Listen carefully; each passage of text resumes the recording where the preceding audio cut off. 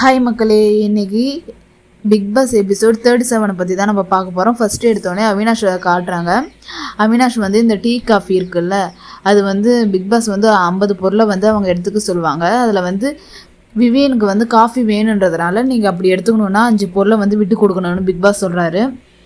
அது கஷிஷ் சொல்கிறாங்க, அப்படியெல்லாம் விட்டு கொடுக்க முடியாது, அது ரொம்ப மெயினான பொருள்ன்ட்டு விவியன் கஷிஷ் ரொம்ப சண்டை போடுறாங்க. விவியனை வந்து கஷிஷ் தான் ரொம்ப திடீர்னு இருக்காங்க. அதுக்கப்புறம் வந்து ஷில்பா மேம் வந்து விவியனை கூட்டி இது போல் சொல்கிறாங்க, எல்லாமே இம்பார்ட்டண்டான பொருள் தான், எதையுமே விட்டு கொடுக்க முடியாதுன்ட்டு சொல்லவே விவியன் வந்து அதை கேட்டுட்டு சரின்ட்டு அவர் காஃபி வேணான்னு சொல்லிடுறாரு. அதுக்கப்புறம் பிக் பாஸே கூட சொல்கிறாரு, நான் உங்களுக்கு ஒரு ஆப்பர்ச்சுனிட்டி கொடுத்தேன் ரூல்ஸ் எல்லாம் பிரேக் பண்ணக்கூடாதுன்னு, ஆனால் நீங்கள் அதை கூட கேட்காம நீங்கள் பண்ணுவீங்கன்ட்டு அந்த பொருளை கூட வேணான்றீங்க, உங்கள் தப்பை வந்து மாற்றிக்க மாட்டேங்கிறீங்கன்ட்டு பிக் பாஸ் சொல்லி காரி முடிகிறாரு அவங்க மூஞ்சில், எல்லோரும் மூஞ்சிலையும்.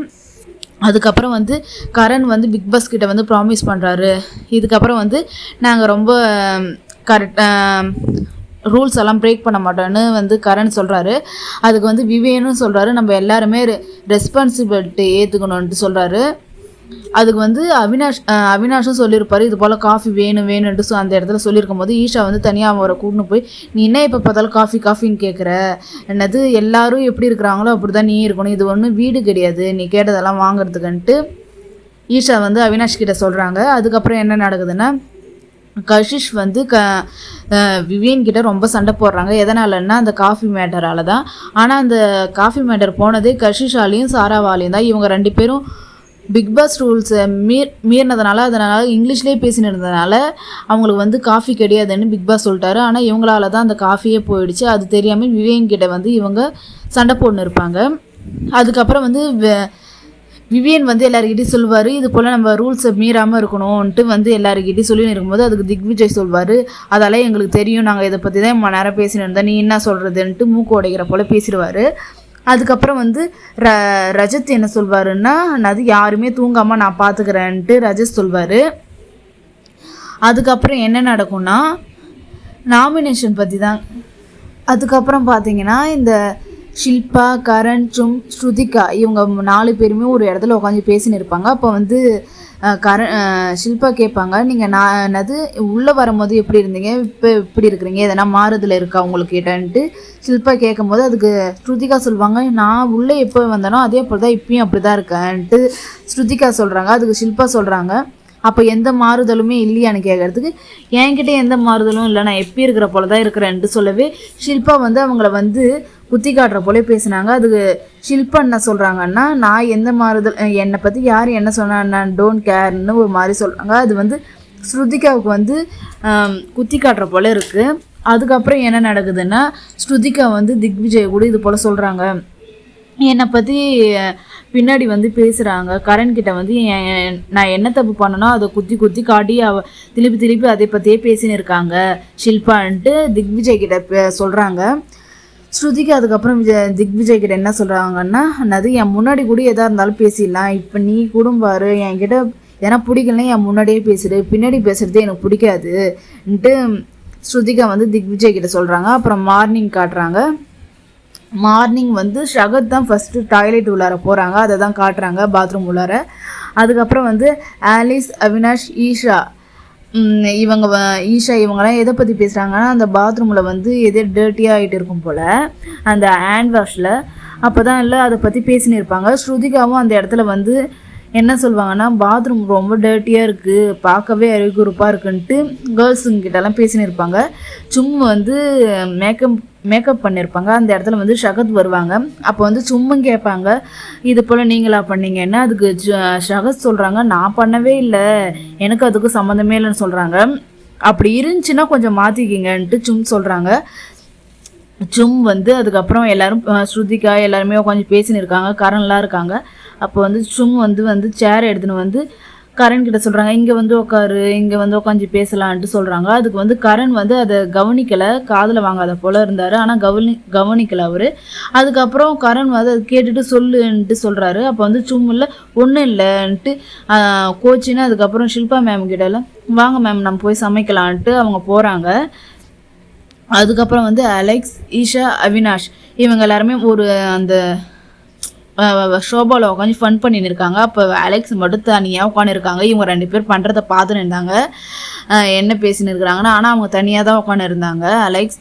அதுக்கப்புறம் என்ன நடக்குதுன்னா, திக்விஜய்க்கும் கஷிஷுக்கும் செம ஃபைட் நடக்குது. எதனாலன்னா, இவங்களுக்கு எப்பயுமே ஆக மாட்டேங்குது இல்லை, அதனால் அங்கே இருக்கும்போது இவங்க 2 பேருமே ஆக மாட்டேது. அப்போ கஷிஷ் எதே அவருடைய பர்சனல் பற்றி பேசியிருப்பாங்க போல்.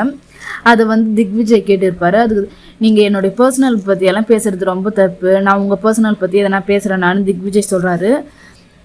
அதுக்கப்புறம் இவங்களுக்குள்ளே ரொம்ப சண்டை முட்டிக்குது.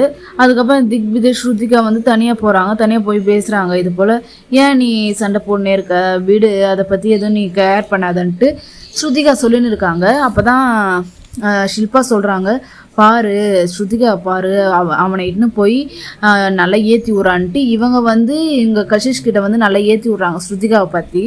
அதுக்கப்புறம் கேர்ள்ஸ் எல்லாம் ஒரு முடிவு பண்ணுறாங்க, இந்த டாய்லெட்டை கொஞ்சம் க்ளீனாக வச்சுக்கலாம், ரொம்ப டர்ட்டியாக இருக்குது ஷில்பா. அதுக்கப்புறம் ஷில்பா பிக் பாஸ் சொல்கிறாரு, இது போல் ஷில்பாவுக்கு லெவல் லெட்டர் வந்திருக்கான்னு. அதுக்கு ஷில்பா இல்லை, நோ பிக் பாஸ்ன்றாங்க. விவியனையும் கேட்குறாரு, நான் வேணால் கொடுத்துருக்கேன் ஆனால் எனக்கு வரலன்ட்டு விவியன் சொல்கிறாரு. ரஜத் சொல்கிறாரு, இப்போ அந்த நாமினேஷனுக்காக ஒரு இடத்துக்கு போக சொல்கிறாங்க. அப்போ டீமாக உட்காரணும் போல்.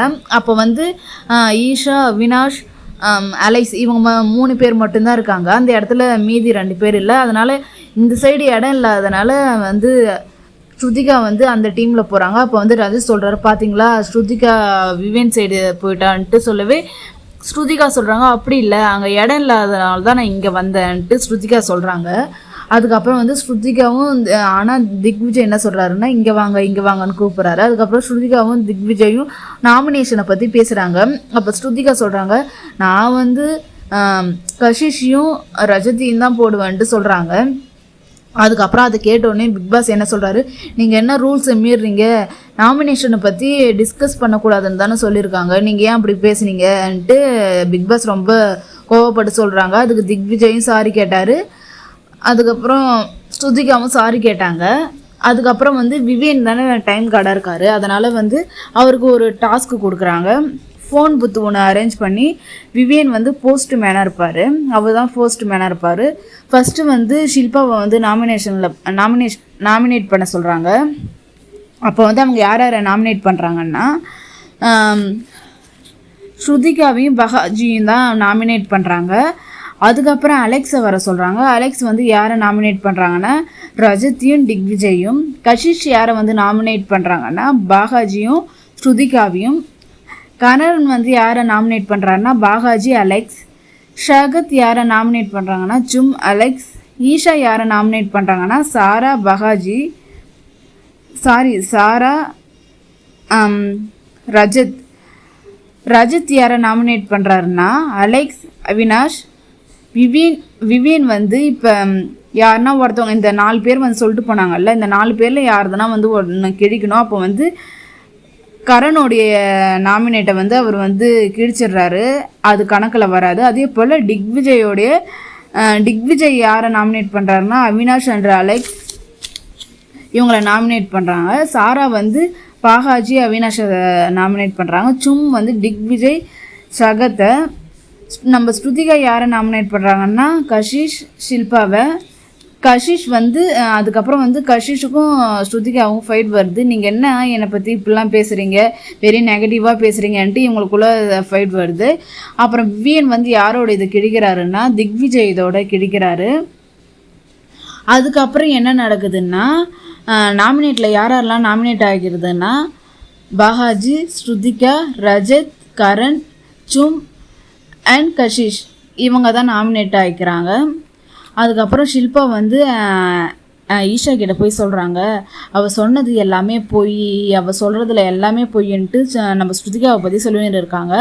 அதே வார்த்தை தான் இந்த கஷிஷ் இருக்காங்கல்ல, அவங்களும் என்னை பற்றி என்ன வெரி நெகட்டிவாக சொல்லின்னு இருக்கா, நான் அவளை பற்றி பாசிட்டிவாக தானே சொன்னேன், என்னை பற்றி சொல்கிறது எல்லாமே நெகட்டிவாக சொல்கிறான்ட்டு ஸ்ருதிகாவை பேட் வேர்ட்ஸில் சொல்கிறாங்க. அதில் பீஃப்லாம் போட்டுடுறாங்கல்ல, அதில் அதுக்கப்புறம் என்ன நடக்குதுன்னா விவியன் வந்து டைனிங் டேபிள் உட்காந்து சாப்பிட்னு இருக்காங்க. விவியன் சாரா.